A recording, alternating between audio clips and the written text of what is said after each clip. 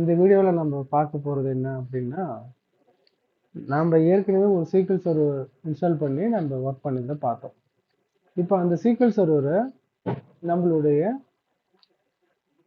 நெட்வொர்க்கில் எப்படி அக்சஸ் பண்ணுறது?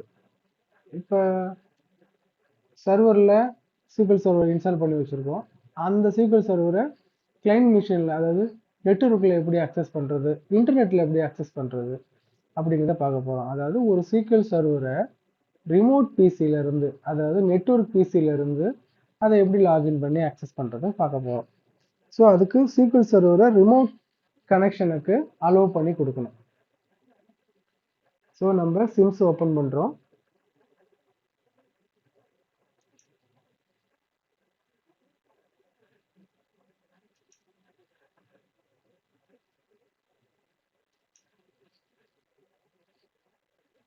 இப்போ நம்ம சிம்ஸ் ஓப்பன் பண்ணதுக்கு பிறகு நம்மளோட SQL சர்வரை ரைட் கிளிக் பண்ணி ப்ராப்பர்ட்டிஸ்க்கு போயிட்டு அதில் கனெக்ஷன்ஸ் அப்படின்னு ஒரு ஆப்ஷன் இருக்கும். அந்த கனெக்ஷன்ஸுங்கிற ஆப்ஷனில் allow remote connection this server அப்படிங்கிற டிக் பாக்ஸை டிக் பண்ணியிருக்கணும். இது கம்பல்சரி, ஏன்னா அப்படின்னா தான் இந்த SQL சர்வர் ரிமோட் கனெக்ஷனுக்கு சப்போர்ட் பண்ணும்.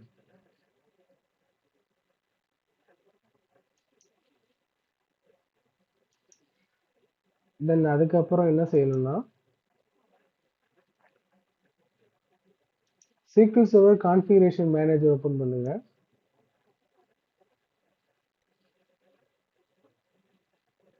அதில் பார்த்தீங்கன்னா SQL சர்வர் நெட்வொர்க் கனெக்ஷன் சொல்லி ஒரு ஆப்ஷன் இருக்கும். அதை டபுள் கிளிக் பண்ணுங்க.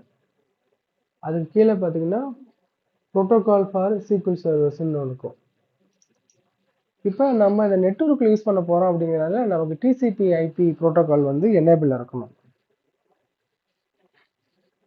TCP/IP ப்ரோட்டோகால் எனேபிள் இருக்குது, இது எனேபிள் பண்ணி வச்சுக்கணும்.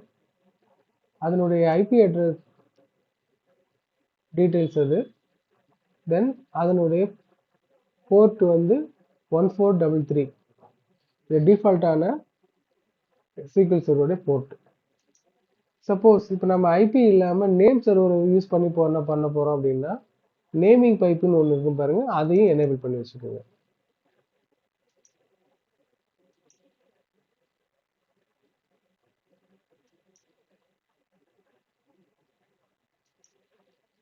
இந்த ரெண்டு ஆப்ஷன் தான் முக்கியமாக SQL சர்வரில் நம்ம எனேபிள் பண்ண வேண்டியது ரிமோட்டுக்கு. அதுக்கப்புறம் ஒரு பெரிய ப்ராப்ளம் என்ன அப்படின்னா, ஃபயர்வால். டிஃபால்ட்டாக 1433 போர்ட்டை வந்து ஃபயர்வால் வந்து டிசேபிளில் தான் இருக்கும். நம்ம ஃபயர்வாலில் போயிட்டு இன்பவுண்ட் அண்ட் அவுட்பவுண்ட் ரூலில் இந்த 1433 எனேபிள் பண்ணி வைக்கணும். அப்படி இல்லைன்னா சிம்பிளி ஃபயர்வாலை ஆஃப் பண்ணி வைக்கணும். இப்போதைக்கு நம்ம எஜுகேஷன் பர்பஸ் தான் யூஸ் பண்ண போகிறோம். அதனால் நம்மளுடைய ஃபயர்வாலை டிசேபிள் பண்ணி வைக்கிறேன் டெம்பரவரியாக. நெக்ஸ்ட் வீடியோவில் ஃபயர்வால் கான்ஃபிகரேஷனை பற்றி நம்ம ப்ரீஃபாக பார்ப்போம். அப்போ வந்து அதில் ஒவ்வொரு போர்ட்டுக்கும் எப்படி நம்ம வந்து இன்பவுண்ட் அவுட்பவுண்ட் செட் பண்ணுறதுன்னு அதை பார்ப்போம். ஃபயர்வால் ஆஃப் பண்ணுறதுக்கு விண்டோஸ் செட்டிங்ஸ்,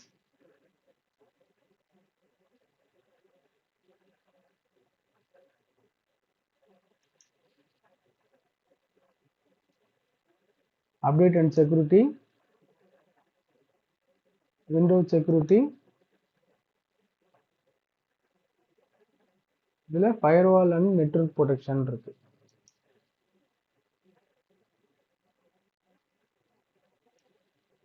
இப்போ பார்த்தீங்கன்னா இதில் டொமைன் நெட்வொர்க் ஆக்டிவாக இருக்குது, ப்ரைவேட் நெட்வொர்க் ஆக்டிவாக இருக்குது, பப்ளிக் நெட்வொர்க் ஆக்டிவாக இருக்குது. இதெல்லாம் இன்பவுண்ட் அவுட்பவுண்டில் போயிட்டு நம்ம வந்து 1433 போர்ட்டு எனேபிள் பண்ணி வைக்கணும். இப்போதைக்கு நம்ம சிம்பிளாக ஃபயர்வாலை டிசேபிள் பண்ணி வைக்கிறோம் டெம்பரவரிக்கு.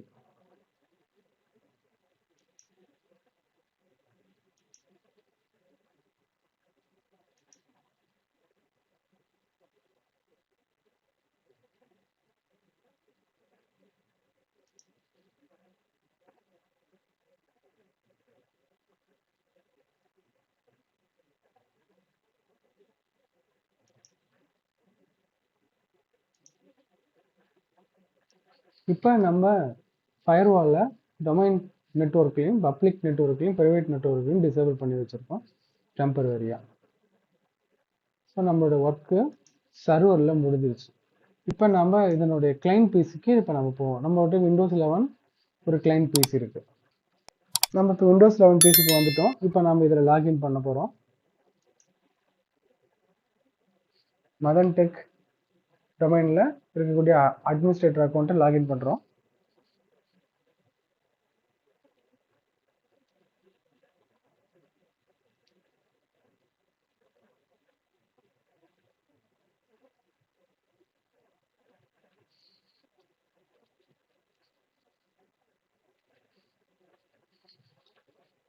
ஸோ இப்போ நம்ம லாகின் பண்ணிட்டோம். நம்மளுடைய சர்வர் 100.100.100.100ங்கிற ஐபியில் ரன் ஆகிட்டு இருக்கு. இப்போ நம்ம இந்த கிளைண்ட் மிஷினில் இருக்கக்கூடிய சிங்ஸை ஓப்பன் பண்ணுறோம்.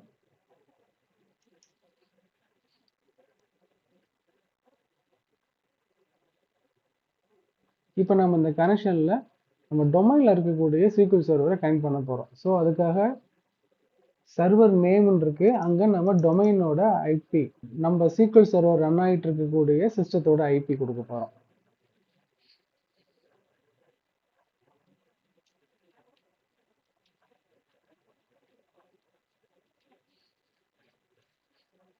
கொடுத்துட்டு விண்டோஸ் ஆத்தென்டிகேஷன் கொடுத்துட்டு கனெக்ட்.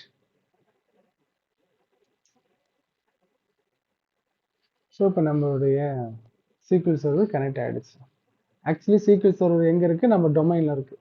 இப்போ நம்ம ரிமோட்டில் இருந்து அக்சஸ் பண்ணி அந்த SQL சர்வரை கனெக்ட் பண்ணியிருக்கோம். நம்ம ஒரு புதுசாக ஒரு நியூ டேட்டா பேஸ் ஒன்று க்ரியேட் பண்ணுறோம்.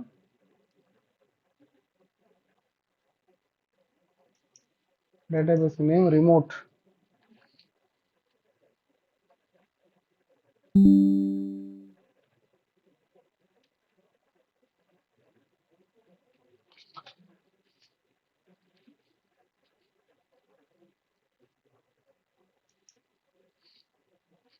ஸோ நம்மளுடைய டேட்டா பேஸில் ரிமோட்னு புதுசாக ஒரு டேட்டா பேஸ் ஒன்று க்ரியேட் ஆகிருக்கு.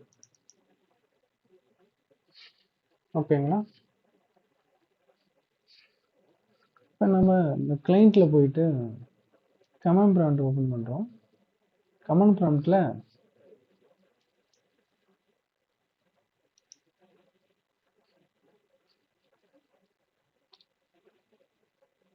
SQL command -s TCP அந்த SQL சர்வர் ரன் ஆகக்கூடிய ஐபி அட்ரஸ், 1433 அந்த port, -u user name, -p password.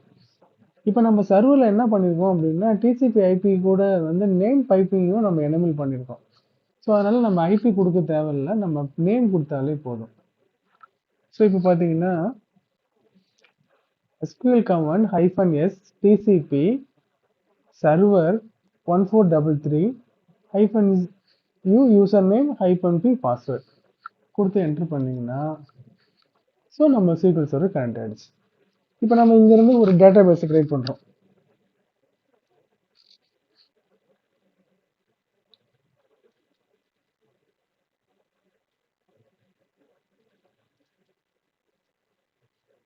So இப்போ நம்ம இங்கேருந்து ஒரு டேட்டா பேஸை க்ரியேட் பண்ண போகிறோம்.